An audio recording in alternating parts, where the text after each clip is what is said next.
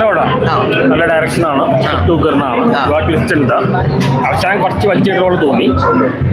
ഞാൻ സെന്റിമെന്റ്സ് പറയാനുണ്ട്, നന്നായിട്ടുണ്ട്. എടുത്തു പറയാൻ പെർഫോമൻസ് സംഗീതത്തിൽ ലിജോ മോളുടെയാണ്. ഇതിൻപോലെ തന്നെ ബോയ് നെക്സ്റ്റ് ഡോർ സാധാരണ മറ്റേ കഥയിലാണ് പോലെ എല്ലാം കൊണ്ട് നല്ലൊരു പടമാണ്. മെസ്സേജ് ഉണ്ട്, എന്നാൽ പ്രത്യേകിച്ച് ലാഗൊന്നുമില്ല. എനിക്ക് തോന്നുന്നു അടുത്ത സർവമ ഞാൻ സത്യം ഇതിൻപോലെ രണ്ടാം തീയറ്റായിരിക്കും. വലിയ തീറ്റാണ്, കാരണം ഫാമിലിക്ക് യൂത്തിന് എല്ലാം ഇഷ്ടപ്പെടും. യൂത്തിന് ഒരുപാട് റിലേറ്റ് ചെയ്യാൻ പറ്റും, ഫാമിലിക്ക് ഇഷ്ടപ്പെടും. കാരണം വൾഗാരിറ്റി വയലൻസ് ഒന്നുമില്ല. സന്തോഷമുണ്ട്. നമ്മൾ ചെയ്ത് ഇത്രയും പേരുടെ ഹാർഡ് വർക്ക് ആണല്ലോ ഇതിന്റെ റിസൾട്ട് വരുന്നത്. അപ്പോൾ സന്തോഷമുണ്ട്, എല്ലാവർക്കും പോസിറ്റീവ് ആയിട്ടാണ്. ക്ലാപ്സ് ഒക്കെ ഉണ്ടായിരുന്നു, സന്തോഷമുണ്ട്. എനിക്ക് തോന്നുന്നു ഞാൻ പറഞ്ഞതിനെക്കാട്ടിലും ആൾക്കാർ വന്ന് കണ്ടാലേ അതിൻ്റെ ഒരു ബ്യൂട്ടി മനസ്സിലാവുന്നതാണ്. എനിക്ക് തോന്നുന്നത് നമ്മൾ ഉദ്ദേശിച്ചതൊക്കെ റീച്ച് ചെയ്യുന്നുണ്ട്. അപ്പോൾ അൾട്ടിമേറ്റ്ലി സിനിമയുടെ മോട്ടീവ് ആളുകൾ കണക്ട് ആയിട്ടുണ്ട്.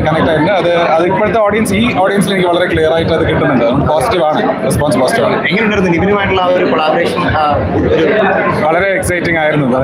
പുള്ളി എന്താ പറയുക, നമ്മളൊക്കെ ഒരു ഫസ്റ്റ് ടൈം അല്ലെങ്കിൽ സെക്കൻഡ് ഫിലിം എടുക്കുന്ന ഒരാളെ പോലെയല്ല പുള്ളി നമ്മുടെ വർക്ക് ചെയ്തത്. വളരെ എഫേർട്ട്ലെസ് ആയിട്ട് സിനിമ കാണുമ്പോൾ മനസ്സിലാവും പുള്ളി എങ്ങനെയാണ് വർക്ക് ചെയ്തിരിക്കുന്നത്. ഒരിക്കലും ഒരു സ്റ്റാർ സ്പേസിലല്ല പുള്ളി ഈ സിനിമ വർക്ക് ചെയ്തത്, കണ്ടാൽ മനസ്സിലാവും.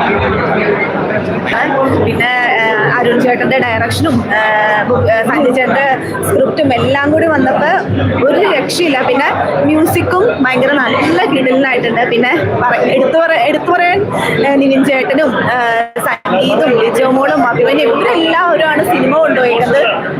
സോ പിന്നെ ഇതിൽ ഈച്ച് ആൻഡ് ക്യാരക്ടേഴ്സ് നന്നായി ചെയ്തിട്ടുണ്ട്. പിന്നെ മെയിനായിട്ട് എടുത്തു പറയേണ്ടത് പുതിയതായിട്ട് വന്ന നമ്മുടെ മൈഥിലി, അക്ഷയ്, അവർ മൃദുല, അവരൊക്കെ നന്നായി അവരുടെ പാട്ട് ചെയ്തിട്ടുണ്ട്.